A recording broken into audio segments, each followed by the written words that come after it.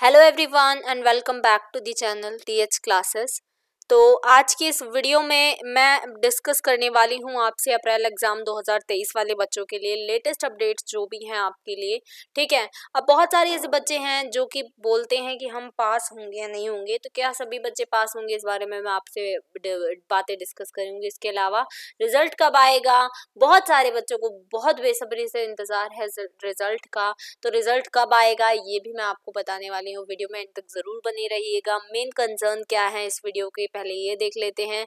इसमें मैं आपको एनआईएस की कॉपी चेकिंग के बारे में बताऊंगी, कैसे कॉपी चेकिंग होती है, क्या फ्लेक्सिबल कॉपी चेकिंग होती है या नहीं, क्या हमारी जो कॉपी चेकिंग होगी वो हमारे हित में होगी या नहीं, पासिंग क्राइटेरिया क्या रहने वाला है, यानी कि टीएमए में पास होना ज़रूरी है या नहीं है। थ्योरी में अगर हम कम मार्क्स ले आते हैं, प्रैक्टिकल में थोड़े सही मार्क्स ला रहे हैं, तो क्या हमें पास कर दिया जाएगा या नहीं। रिजल्ट कैसे और कब आएगा इस बारे में भी हम डिस्कस करेंगे। कुछ प्रॉब्लम्स होती हैं जो स्टूडेंट्स के द्वारा हर साल फेस की जाती हैं, वो प्रॉब्लम्स भी हम आज इस वीडियो में डिस्कस करने वाले हैं।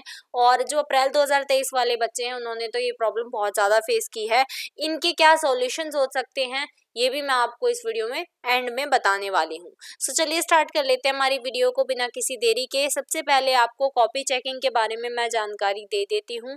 तो आपको पता है आपका जो एग्ज़ाम है वो लास्ट एग्ज़ाम था 8 मई 2023 यानी कि कल। ठीक है, तो आपके एग्ज़ाम पूरी तरह से फिनिश हो चुके हैं अप्रैल वाले बच्चों के। अब जो कॉपी चेकिंग है उससे रिलेटेड आपके पास ये इन्फॉर्मेशन है कि आपकी कॉपी चेकिंग के लिए आपके एनआईएस जो रीजनल सेंटर होते हैं ना, वहाँ पर कॉपी चेकिंग नहीं होती है। वो जो कॉपी चेकिंग होती है ये आपके एनआईएस के जो सेंटर्स होते हैं उन पर होती है। ठीक है, तो ये कॉपीज जो रीजनल वाले सेंटर होते हैं वो एनआईएस के सेंटर तक पहुंचाते हैं, सो दैट आपके जो टीचर्स हैं, जो सीनियर टीचर्स हैं, वो कॉपी चेक कर सके। अब चेकिंग किस तरीके से होती है, चेकिंग जो होती है वो फ्लेक्सिबल चेकिंग होती है। क्यों? क्योंकि आपकी जो यहाँ पर शीट्स होती हैं वो कोई एक या दो कॉपी एक टीचर को चेक करनी नहीं होती है। एक टीचर के पास आप देख सकते हैं कई कॉपीज होती हैं, तो इस हिसाब से अगर ये पूरी एक एक शीट को अच्छी तरह पढ़ें तो वो चेकिंग होने में काफ़ी समय लग जाता है।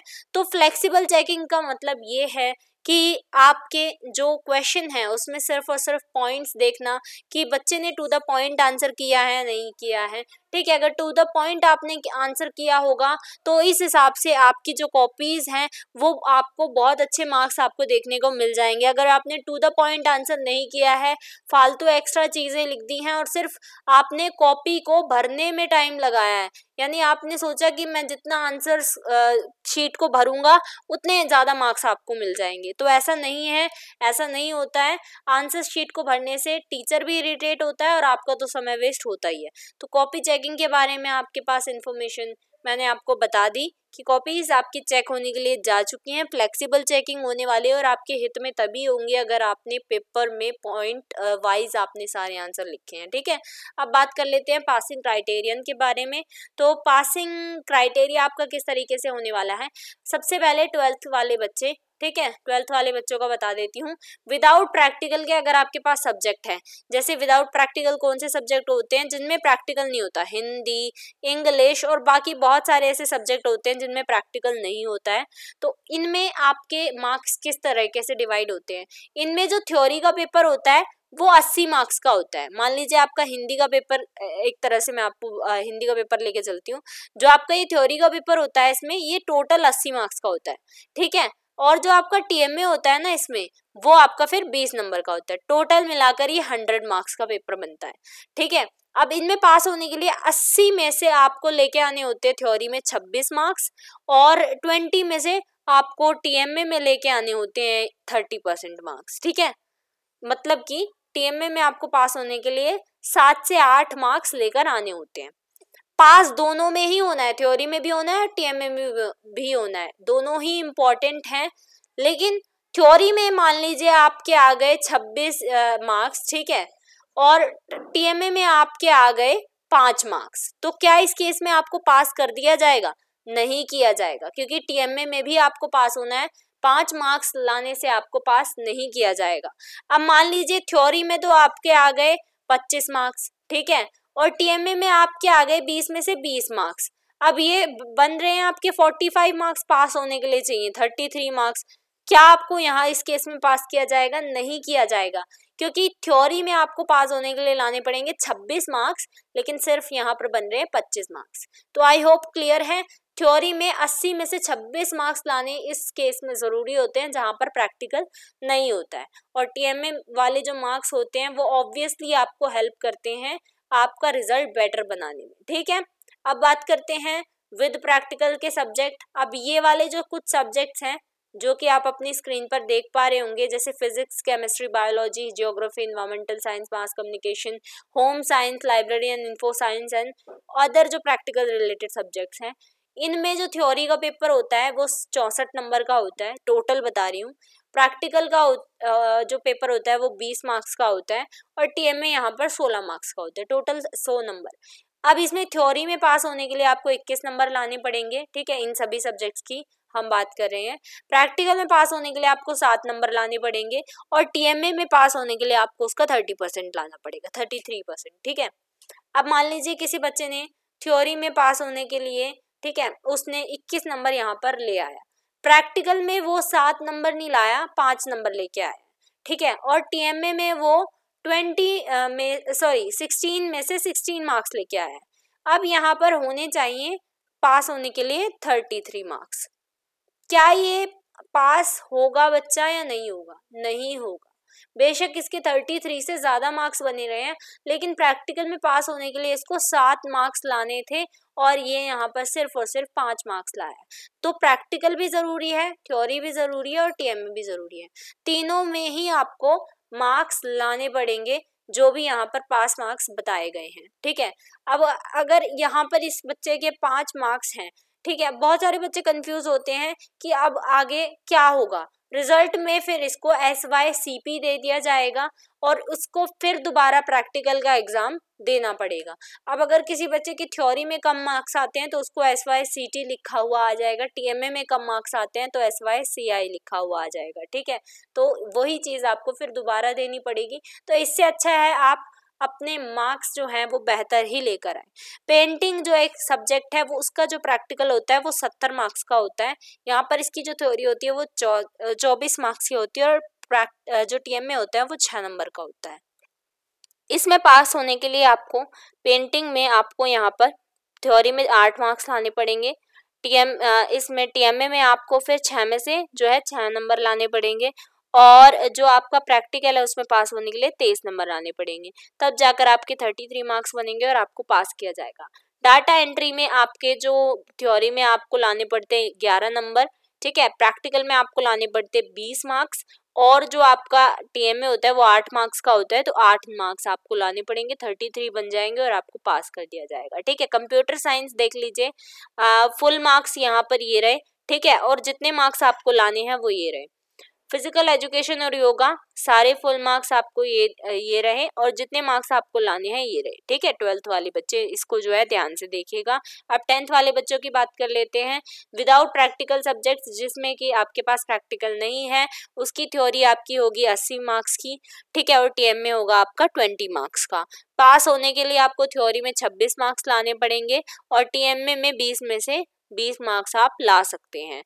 टोटल आपका बन जाएगा 33, और आपको पास कर दिया जाएगा। ठीक है, 33% थ्योरी में लाने पड़ेंगे और 33 एग्रीगेट लाने पड़ेंगे उस पूरे सब्जेक्ट में पास होने के लिए। यानी कि 80 का जो 33% होता है ना, वो आपका होता है कितना? 26। यानी इसमें पास होने के लिए 26 मार्क्स लाने बहुत जरूरी होते हैं, जिनमें प्रैक्टिकल नहीं होता है। ठीक है, और जो आपका एग्रीगेट इस सब्जेक्ट में मार्क्स बनेगा वो इतना होगा 33। यानी कि आप ये लगा लीजिए 26 मार्क्स यहाँ पर ले आते हैं, और टीएमए में अगर आप पूरे मार्क्स ले आते हैं तो आपको पास कर दिया जाएगा। उसके बाद विद प्रैक्टिकल वाले ये वाले जो सब्जेक्ट हैं, मैथ, साइंस, होम साइंस और बाकी अदर प्रैक्टिकल सब्जेक्ट, इनमें थ्योरी होती है 68 नंबर की, प्रैक्टिकल होता है 15 नंबर का, और जो टीएमए है वो 17 नंबर का होता है।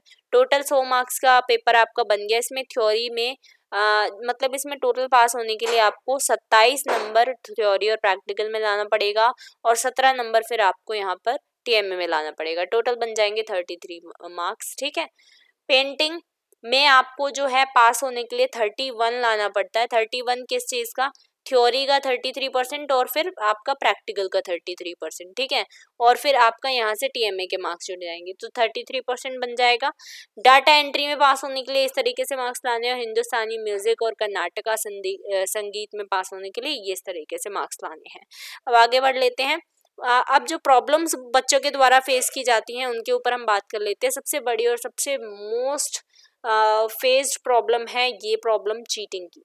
बहुत सारे ऐसे बच्चे हैं जिन्होंने हमें कमेंट करके बताया, ठीक है, कि वो पेपर देने गए और उनके स्टडी सेंटर पर खुलेआम चीटिंग हुई। यहाँ तक कि जो टीचर्स थे उन्होंने बच्चों से कहा कि बच्चों आप हमें 1000 रुपये दे दो, 4000 रुपये दे दो, यहाँ तक कि 5000 रुपये तक की भी डिमांड की गई कि अगर आप इतने मार्क्स जो है हमें पेमेंट कर देते हो तो आपको आराम से पास करवा दिया जाएगा, या फिर आपसे इतनी पेमेंट लेके आपको दूसरे रूम में बिठा दिया गया बच्चों को, ठीक है, उनको वहाँ पर फैसिलिटीज प्रोवाइड करवाई गई। क्या फैसिलिटी, उनको फोन जो कि अलाउड नहीं है, फोन उनको प्रोवाइड करवाया गया ताकि वो अपने पेपर को कर सके।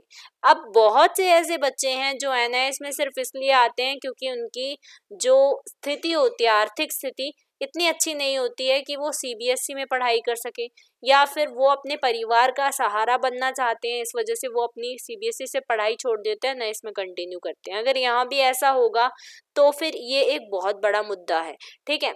तो चीटिंग बहुत ज़्यादा हुई है, और चीटिंग के अलावा भी बहुत सारे ऐसे फ्रॉड्स हुए हैं बच्चों के साथ जो मैं आपको आगे अगली वीडियोस में डिस्कस करूंगी।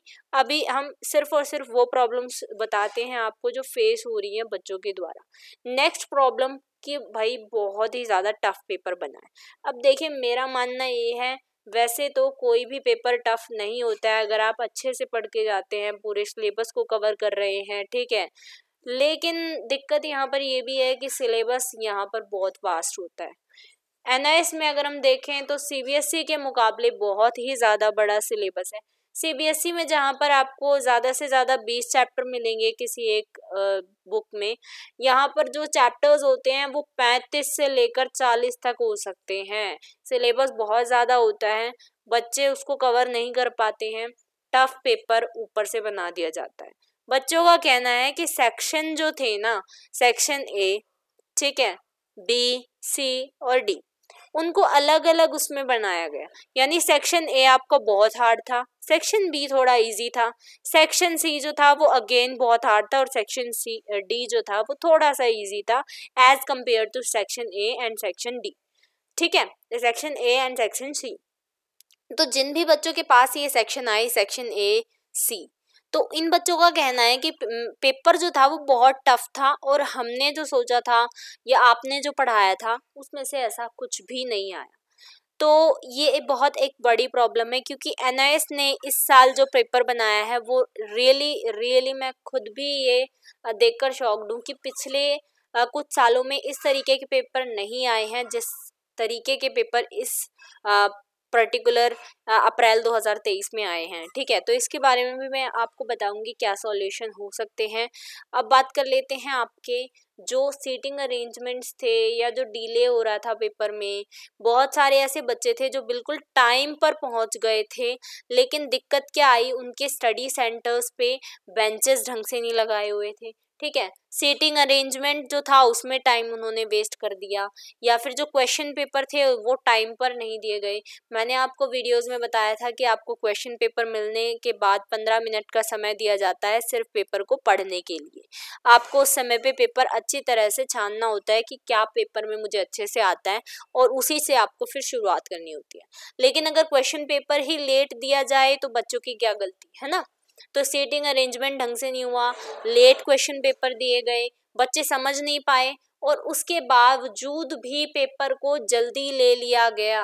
बहुत सारे ऐसे बच्चे थे जिन्होंने बोला कि 5:30 बजे से पहले ही हमसे हमारा पेपर ले लिया गया, ठीक है, और हमें समय नहीं दिया गया, ना ही हमसे जो है ये जो पेपर हमें लेट दिया गया, इसकी वजह से भी हमें जो एक्स्ट्रा समय देना चाहिए था वो भी नहीं दिया गया। अब इसके लिए कुछ सॉल्यूशन जो NIS अपने अपनी मीटिंग में प्रोवाइड किए हैं, वो सो कॉल्ड सॉल्यूशन मैं आपको बता देती हूँ। देखिए, सबसे पहले जो एनआईएस ने बोला कि जो डिले हुआ है उसके लिए वो लोग कहते हैं कि ये डिलेज हर स्टडी सेंटर पर नहीं हुए हैं। कुछ ऐसे स्टडी सेंटर हैं जिन पर ये डिलेज हुए हैं। क्वेश्चन पेपर जो है वो एक तरह से एनआईएस के हेडक्वार्टर से आता है और वो पेपर जो है स्टार्ट होने से सिर्फ 5 या 10 मिनट पहले आता है। तो स्टडी सेंटर का कहना ये है कि 5-10 मिनट पहले अगर आप पेपर भेजेंगे तो उनको प्रिंट करने में बहुत टाइम लगता है और प्रिंट करते करते फिर दिक्कत आ जाती है और प्रिंटिंग में भी टाइम लगता है। सो इस वजह से ये जो पेपर था वो लेट दिया गया। बट आई डोंट थिंक कि ये कोई एक रीज़न है या वैलिड रीज़न है। या तो हेडक्वार्टर वालों को जल्दी पेपर उनके पास भेजना चाहिए या फिर उनको प्रिंट अपना थोड़ा अच्छा करना चाहिए। ठीक है, नहीं तो ये डिले वाली अगर प्रॉब्लम आपके साथ हुई है तो कमेंट में मुझे ज़रूर बताइएगा। अब अगली बात यहाँ पर आई है कि जो भी टफ सेट्स बनाए गए थे पेपर के, ठीक है, और इसके अलावा जो चीज़ें थी कि सिलेबस बहुत ज़्यादा है, इसके बावजूद भी बच्चे अच्छे से पढ़ कर गए और फिर भी जो पेपर था वो बहुत टफ बनाया गया। तो टफ बनाने की वजह से बच्चों को बोला गया है कि आपको ग्रेस मार्किंग दे दी जाएगी, फ्लेक्सिबल चेकिंग की जाएगी। अगर कोई बच्चा कितनी 2 या 1 नंबर से रह रहा है तो उसको पास कर दिया जाएगा। ये एक राहत वाली बात है आप सभी के लिए। ठीक है, ग्रेस मार्किंग होगी तो ऑब्वियसली आपको फायदा तो होगा ही। ठीक है, अब टफ वाली जो बात है उससे भी आप निपट सकते हैं। अब जो सिलेबस की बात है उससे भी एनआईएस ने बोला है कि हम न्यू सिलेबस जारी करेंगे जिसमें कि हम अपने कुछ चैप्टर्स को काट देंगे। अगर किसी बुक में 30 चैप्टर हैं तो हम उसको कम करके 25 या 20 भी कर देंगे।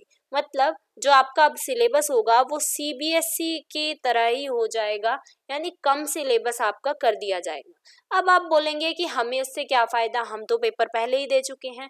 इसका फ़ायदा आपको भी मिलेगा और जो नए बच्चे आएंगे उनको तो मिलेगा ही। इसका फ़ायदा आपको कैसे मिलेगा, क्योंकि सिलेबस आपका ज़्यादा था, आपने पढ़कर जो गए थे, तो इस वजह से जो ग्रेस मार्किंग होगी उसमें आपके ऊपर बहुत अच्छे से दया कर दी जाएगी, आप कह सकते हैं। ठीक है, आपको अच्छे से मार्क्स दिए जाएंगे। अगर मान लीजिए कोई बच्चा मान लीजिए एक क्वेश्चन है हिंदी का, ठीक है, वो कहता है क्वेश्चन कि बहादुर कौन था, आपने उससे रिलेटेड कुछ भी लिखा है तो भी आपको मार्क्स दिया जाएगा। ये एनआईएस ने कंफर्म किया है। तो आई होप आपको कुछ सॉल्यूशंस तो समझ आ ही गए होंगे। अब बात कर लेते हैं हम कुछ क्वेरीज के ऊपर, जो मेन क्वेरीज है बच्चों की, कि क्या हमारी हैंडराइटिंग हमारे रिजल्ट पर प्रभाव डालेगी या नहीं। बहुत सारे ऐसे बच्चे हैं जिन्होंने बोला है कि मैम हमारी राइटिंग इतनी अच्छी नहीं है और हमें आता तो सब कुछ था, लेकिन सिर्फ और सिर्फ राइटिंग स्लो होने की वजह से मेरा पेपर छूट गया, या फिर मेरी राइटिंग अच्छी नहीं है, मुझे टेंशन हो रही है मैं पास होऊंगा या नहीं होऊंगा।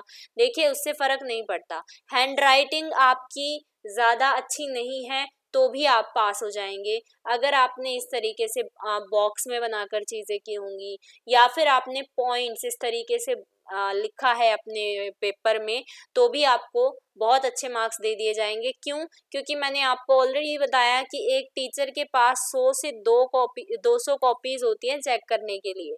तो एक टीचर अगर एक कॉपी को अच्छी तरह देखेगा, अगर आपने पैसेज में लिखा हुआ है तो भूल ही जाइए कि वो अपनी आपकी पूरे पैसेज को पढ़ेगा। लेकिन अगर आपने इस तरीके से पॉइंट्स में आंसर किए होंगे ना, तो वो सिर्फ इस लाइन को देखेगा और वो आपको यहाँ पर मार्क्स दे देगा। ठीक है, फिर उसके बाद वो नेक्स्ट लाइन देखेगा, लाइन से मेरा मतलब है हेडिंग देखेगा और आपको मार्क्स दे देगा। ये अंदर का पढ़ने के बाद उसके पास इतना समय नहीं होता है, ये मैं यहाँ पर कंफर्म कर दूँ। ठीक है, तो आपने अगर पॉइंट्स में आंसर किए हैं, आपकी हैंडराइटिंग ज़्यादा अच्छी नहीं है तो भी कोई फ़र्क नहीं पड़ता। पॉइंट्स में अगर आंसर किए हैं, हाँ ऐसा है कि टीचर को समझ आ रहा है, तो आपको मार्क्स दे दिए जाएंगे। अब बहुत सारे बच्चों की ये भी क्वेरी थी कि मैंने अपने आप से बनाकर लिखा है तो क्या मुझे मार्क्स मिलेंगे या नहीं मिलेंगे, या मुझे बुक वाला ही लिख के आना था। तो ऐसा नहीं है। ठीक है, अगर आपने बनाकर लिखा है और अपनी भाषा में लिखा है, हमारी जो एक तरह से दिमाग में ये बैठा दिया जाता है कि टू द पॉइंट बुक वाला ही हमें लिख के आना है। ऐसा नहीं है। अगर आपने बनाकर भी लिखा है और वो आपके बुक्स के आंसर से भी थोड़ा बहुत मैच कर रहा है, ऐसा नहीं है बना के लिखा है तो इसका मतलब गाने ही लिख के आने हैं, ठीक है। कई बच्चे ऐसा करते हैं ना कि गाने लिख देते हैं क्वेश्चन के बीच में अगर नहीं आ रहा है तो, ठीक है। तो ऐसा नहीं करना है आपको। अगर आपने बनाकर लिखा है और आपने ऐसा लिखा है कि हाँ मतलब टीचर को समझ आ रहा है, और टीचर जो है वो सिर्फ ये देखता है कि इसमें बच्चे से क्या पूछा गया है और बच्चे ने क्या जवाब दिया है। अगर आपसे 1 नंबर का क्वेश्चन पूछा गया है और आप चाहते हैं कि पूरी शीट ही आप भर दे, तो वो तो फिर गलत है ना, फिर वहां पर आपको मार्क्स नहीं दिए जाएंगे, ठीक है। आप शीट भरने से कुछ नहीं होता। बहुत बच्चों के मन में डाउट होता है कि मैं शीट भर दूंगा तो मुझे बहुत मार्क्स मिलेंगे, तो ऐसा कुछ नहीं होता है। शीट भरने से कुछ नहीं होता। शीट भरने से आपका टाइम पास होगा, ठीक है, टाइम वेस्ट होगा, आई एम सॉरी। और इसके अलावा जो टीचर है उसका तो दिमाग खराब हो गई इतनी सारी शीट देख के, ठीक है। तो ये सारे आपके कुछ क्वेरीज थे। आई होप आपको सॉल्यूशन मिल गया। अब अगर कोई और भी क्वेरी है तो आप मुझे कमेंट सेक्शन में बता सकते हैं, मैं आपका वहां पर जवाब दे दूंगी। अब रिजल्ट डेट के ऊपर बात कर लेते हैं। लास्ट है हमारा ये टॉपिक कि रिजल्ट्स कब आएंगे। अब देखें यहाँ पर आप जो देख सकते हैं नोट है कि आपकी डेट शीट के नीचे आपको मिल जाएगा देखने को। यहाँ पर लिखा हुआ है कि जो आपका लास्ट जो होगा ना एग्जाम, यानी कि लास्ट एग्जाम के दिन से 6 सप्ताह के भीतर आपका जो रिजल्ट है वो आ जाएगा।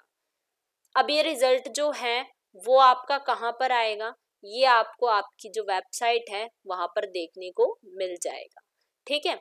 6 सप्ताह से मेरा मतलब है आपका जो रिजल्ट आएगा वो 40 दिन के अंदर अंदर आ जाता है। अब 8 मई आप यहाँ पर देख सकते हैं, 8 मई आपकी लास्ट पेपर की डेट थी। उससे 40 दिन का समय आप लगा सकते हैं, यानी कि जून के 1 से 2 वीक में आपका रिजल्ट आने की पूरी पूरी संभावना है। और एक जो प्रॉपर डेट एनआईएस ने बताई है वो कहा है कि आपका जो रिजल्ट है वो 15 से लेकर 20 जून तक जो है आ सकता है पूरा पूरा। लेकिन बच्चे चाहते हैं उनका रिजल्ट जल्दी डिक्लेयर कर दिया जाए, क्योंकि सीबीएसई का रिजल्ट जो है वो मई के आप कह सकते हैं कि 3rd वीक में आ जाएगा, ठीक है। अभी मई का 1st 2nd वीक चल रहा है, 2nd वीक आपका मई का चल रहा है और 3rd वीक तक आपका रिजल्ट जो है सीबीएसई वालों का आ जाएगा। तो बच्चे चाहते हैं कि एनआईएस का भी रिजल्ट जल्दी ही आ जाए, क्योंकि बच्चों को कॉलेज में एडमिशन लेना है। कुछ बच्चे ऐसे हैं, और कुछ बच्चे जो हैं फिर उसके बाद सीबीएसई का रिजल्ट आने के बाद 11th क्लास के एडमिशन स्टार्ट हो जाएंगे। तो एनआईएस वाले जो बच्चे हैं जो 10th क्लास में पास हुए हैं वो चाहते हैं कि फिर 11th में उनको जल्दी एडमिशन हो, कुछ ना कुछ पीछे उनका छूट ना जाए। तो आप जो है हम कोशिश करेंगे कि आपका रिजल्ट इससे जल्दी ही आए, यानी मई के लास्ट वीक तक आपका रिजल्ट आ ही जाए। बट अगर जो एक डेट दे दी गई है तो उसके अकॉर्डिंग आपका रिजल्ट 15 से 20 जून के अंदर ही आएगा, ठीक है। अब ये रिजल्ट कैसे बनेगा, ये रिजल्ट मैंने आपको ऑलरेडी बताया, कॉपी चेकिंग के लिए गई है। कॉपी चेकिंग होने के बाद आपका जो एक तरह से रीचेकिंग होती है वो होगी।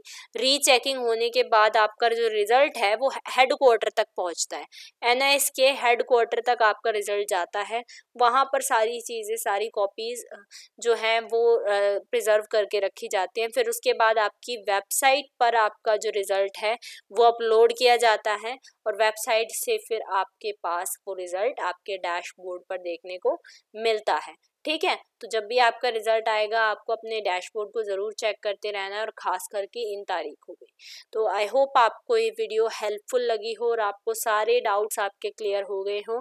अभी भी कोई डाउट है तो मुझे कमेंट में आप बता सकते हैं। I would love to solve all your doubts. And video अगर पसंद आई हो तो लाइक ज़रूर कर दीजिएगा। Do share this video with everyone and subscribe to our channel for more such videos. And I hope आपको जो है आपके सवालों के जवाब मिल गए हों। Thanks for watching.